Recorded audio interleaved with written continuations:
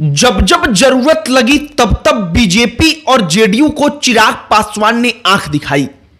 चिराग पासवान ये कोशिश करते रहे कि भारतीय जनता पार्टी पर ऐसा दबाव क्रिएट किया जाए कि भारतीय जनता पार्टी हमारे सामने झुक कर रहे, लेकिन अंततः वो खबर आती है कि चिराग पासवान को दूध में जैसे कोई मक्खी पड़ जाती है।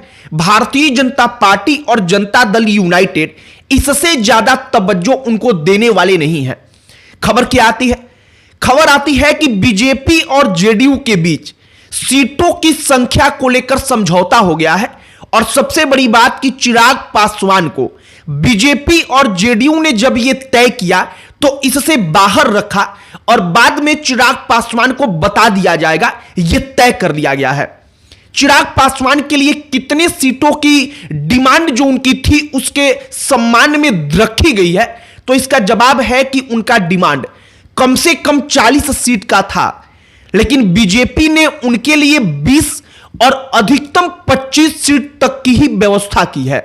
हमने सोचा कि जरा इस पर बात किया जाए कि क्या वाकई में चिराग पासवान को बीजेपी और जेडीयू किसी प्रकार के भाव देने के मूड में नहीं है। वे इस मूड में है कि चिराग पासवान की जो हैसियत है, उनका जो मन है वो कर ले, लेकिन उनके आगे तो हम झुकने वाले नहीं हैं। मात्र 20 सीट, ये सुन करके अपने आप में जरा अचरज होता है कि चिराग पासवान तेजस्वी यादव के सामने अपने आप को खड़ा करने का प्रयास कर रहे थे और उनकी पार्टी मात्र 20 सीट पर ही चुनाव लड़ेगी, तो यह हंसी के पात्र बनने के जैसा होगा। आपको सब कुछ बताएंगे कि क्या कुछ निश्चित हो चुका है और चिराग पासवान क्या करेंगे। आगे बातचीत करने से पहले हमारा नमस्कार स्वीकार करिए। हमारा नाम मोहित कुमार सिंह है। सबसे पहले चिराग पासवान की पॉलिटिक्स पर जरा आप नजर डालिए। चिराग पासवान प्रेशर पॉलिटिक्स के महारथी बने हुए हैं। वे बार बार इस बात का दबाव क्रिएट करना चाहते थे कि भारतीय जनता पार्टी और जनता दल यूनाइटेड उनको तवज्जो दे। अंततः कई सारी मीडिया रिपोर्ट्स आती हैं। कई सारी मीडिया रिपोर्ट्स में एक ही दावा होता है कि चिराग पासवान के लिए मैक्सिमम यानी कि अधिकतम 25 सीट की व्यवस्था की जा सकती है। और क्यों 25 सीट से ज्यादा नहीं दी जा सकती, अब जरा यह समझिए। सबसे पहले एनडीए के अंदर सीट बंटवारे को लेकर जो स्ट्रक्चर मोटे तौर पर तय हुआ है, इसमें कहा जा रहा है कि जनता दल यूनाइटेड 100 सीट से कम लेने को तैयार नहीं है। मतलब यह तय है कि 100 से ज्यादा सीटों पर जनता दल यूनाइटेड चुनाव लड़ने वाली है। अब जब नीतीश कुमार की पार्टी जनता दल यूनाइटेड 100 से ज्यादा सीटों पर चुनाव लड़ेगी, तो भारतीय जनता पार्टी अपनी पार्टी के लिए, मतलब अपने कैंडिडेट्स के लिए इससे ज्यादा कम सीटों का प्रबंध कर ही नहीं सकती, क्योंकि इससे उसके ऊपर प्रेशर चुनाव के पहले ही बढ़ जाएगा। मतलब कि 2020 में नीतीश कुमार की पार्टी 100 से ज्यादा सीटों पर चुनाव लड़कर और बीजेपी से ज्यादा सीटों पर चुनाव लड़कर उससे कम सीट जीत पाती है, तो इस बार वो पहले से ही आशंकित है कि ज्यादा सीटों पर लड़ेंगे तब हम ज्यादा सीट जीत पाएंगे, तो गठबंधन के अंदर हमारा वैल्यू बरकरार रह पाएगा।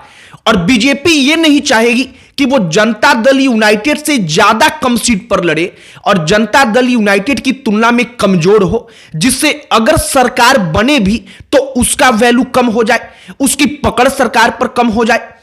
अब पूरा का पूरा स्ट्रक्चर जो एनडीए के अंदर बनकर तैयार हुआ है, इसे आप समझ पा रहे होंगे।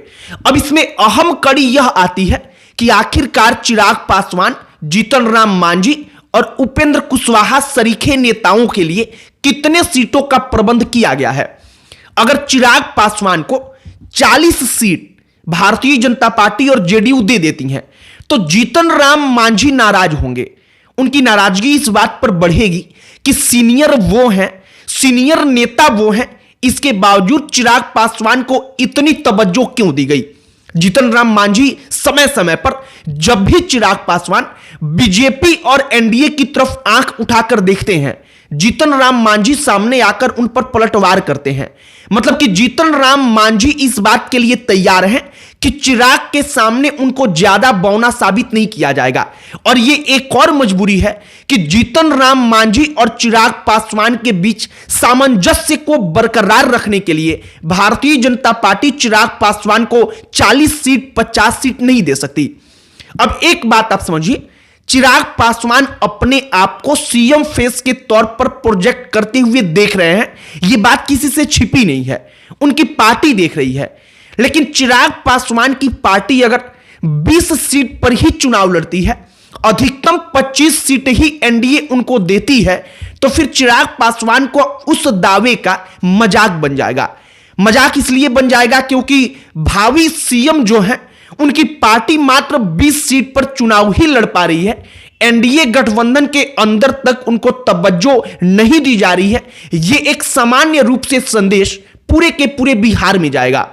एक संदेश यह भी जाएगा कि एकदम अपने पिता रामविलास पासवान की तर्ज पर ही चिराग पासवान भी केवल केंद्र में मंत्री बने रह जाएंगे।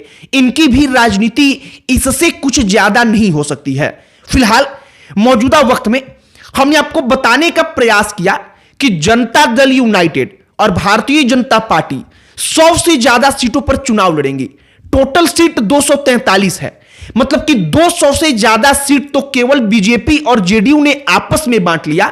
और इसके बाद से जो 40 के आसपास सीटें बच रही हैं, उनमें से उपेंद्र कुशवाहा, चिराग पासवान और जीतन राम मांझी, इन तीनों नेताओं की पार्टियों में बांटनी है तो चिराग पासवान को 20 से 25 अधिकतम सीटें दी जा सकती हैं। इससे ज्यादा तो कोई चांस उसके लिए नहीं बनता। फिलहाल आगे क्या होगा यह देखने वाला विषय होगा।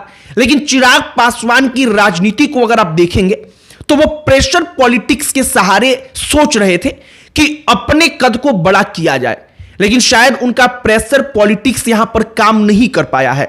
एक और बात है, चिराग पासवान खुद भी जानते हैं कि वो बीजेपी को छोड़कर चले जाएंगे तो सबसे पहले केंद्र की सरकार में मंत्री पद से हाथ धोना पड़ेगा। दूसरा, 2020 के चुनाव में उनका क्या हश्र हुआ हर कोई जानता है। मात्र एक सीट उनकी पार्टी का उम्मीदवार जीत पाया और वो उम्मीदवार भी चुनाव जीतने के बाद जनता दल यूनाइटेड में शामिल हो गया। मतलब उनकी पार्टी का एक भी विधायक मौजूदा वक्त में सदन में नहीं है। और चिराग पासवान को मालूम है कि अगर अकेले चुनाव लड़ेंगे तो इस बार भी यही होगा। और सबसे महत्वपूर्ण कि शायद जनता दल यूनाइटेड को वो इस बार 2020 के जैसा नुकसान ना पहुंचा पाए अकेले चुनाव लड़कर भी, क्योंकि पहले से ही नीतीश कुमार की पार्टी इस बात के लिए तैयार रहेगी कि चिराग पासवान उनके साथ दगा कर सकते हैं। फिलहाल जो चिराग पासवान का हश्र बिहार की राजनीति में हो रहा है, हमने सोचा कि जरा एक बार उस पर चर्चा की जाए, बातचीत की जाए कि चिराग पासवान को आखिरकार गंभीरता से जो एनडीए के अंदर बीजेपी और जेडीयू है वो क्यों नहीं ले पा रहे हैं, या फिर बीजेपी और जेडीयू जानबूझकर ऐसा कर रहे हैं जिससे चिराग पासवान की महत्वाकांक्षा के परों को कतरा जा सके। चिराग पासवान का जो सपना है, जो बीजेपी और जेडीयू को पीछे छोड़ देने की उनकी महत्वाकांक्षा है, उसको खत्म किया जा सके। आपकी प्रतिक्रिया इस पर क्या है, कमेंट बॉक्स में लिखकर बताइएगा। और आगे अन्य किसी टॉपिक पर आप चाहते हो कि हम वीडियो बनाएं तो वो टॉपिक भी लिखकर बताइएगा। हमारा पूरा प्रयास होगा कि हम उस पर भी वीडियो बनाएं। बाकी इस वीडियो को यहीं पर समाप्त करते हैं। अंत में हमारा परिचय, हमारा नाम मोहित कुमार सिंह है। बहुत बहुत धन्यवाद।